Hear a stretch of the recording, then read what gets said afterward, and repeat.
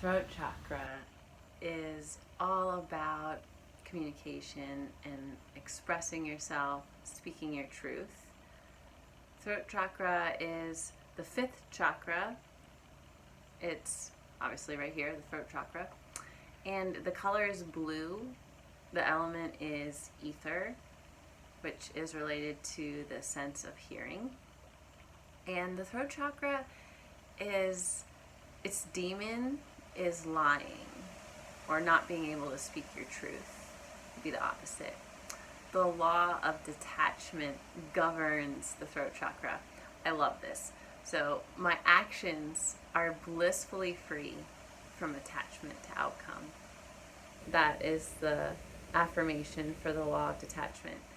And it's just a beautiful phrase. My actions are blissfully free from attachment to outcome. That means if I make plans and I go somewhere and I do something, and then later I'm thinking, oh, well, maybe I should have done that or this. No, none of that matters. You did what you did, and your actions are blissfully free from attachment to the outcome. So you can look at it in that sense. You can also look at it as planning for the future. You have your intentions and desires, you set those in motion, and then you become unattached to what happens, how it unfolds. It's very powerful. It's very affirming.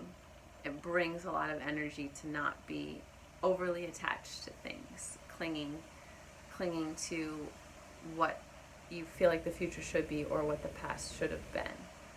My actions are blissfully free from attachment to outcome. My actions in this moment. So throat chakra is, I think it has 16 petals. It's an upside down triangle with a circle in it. And because the heart had the 12 petals and was element of air and the sense of touch. And so we're moving right up. And this third chakra, third eye, and the crown are a little more in the metaphysical energy.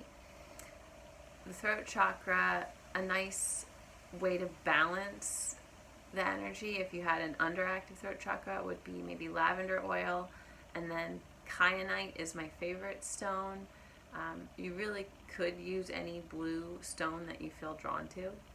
Same with being not underactive, an overactive throat chakra. It would be nice to use oregano as a essential oil, and the stone maybe aquamarine or blue topaz. And there's so many beautiful blue stones. So it's really whatever blue stone you feel drawn to. I mean, blue sapphire, right? That would be pretty. I mean, there's so many. And I've said this in the other videos about the chakras. It doesn't really matter. The crystal, what matters is your intention and the energy that you associate with that stone. And as far as really balancing the third chakra, it would be speaking your truth, making an effort in social situations to speak your truth, to say what you feel, or you feel in your heart, or maybe your intuition feel called to speak, to say something, to not hold back, especially if you feel like your heart's getting pounding or you're starting to sweat because you know you should say something. By saying something, that's going to open the throat chakra more. Chanting, singing, any type of thing that you're using your voice, toning, all of these are great for bringing more energy and balance to the throat chakra. As far as postures, yoga postures, I generally think of shoulder stand, plow, and bridge for my initial first throat chakra balancing postures. Camel and bow and dancer, they're all back bend, but there's a throat association there. Any neck stretches, of course, would be great for just bringing awareness and balance into the throat chakra. You could also throw in like a half moon, because there's a little bit of head awareness there. So I hope that this is helpful and you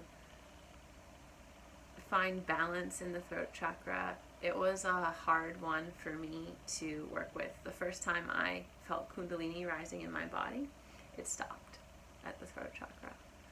And that was a little bit discouraging at the time. And I just started chanting and singing a lot more, wearing tons of blue crystals, and taking those opportunities to speak where in the past I had stayed silent. So I love you. I hope this is helpful and you enjoyed this video. Let me know in the comments, and I will see you next time.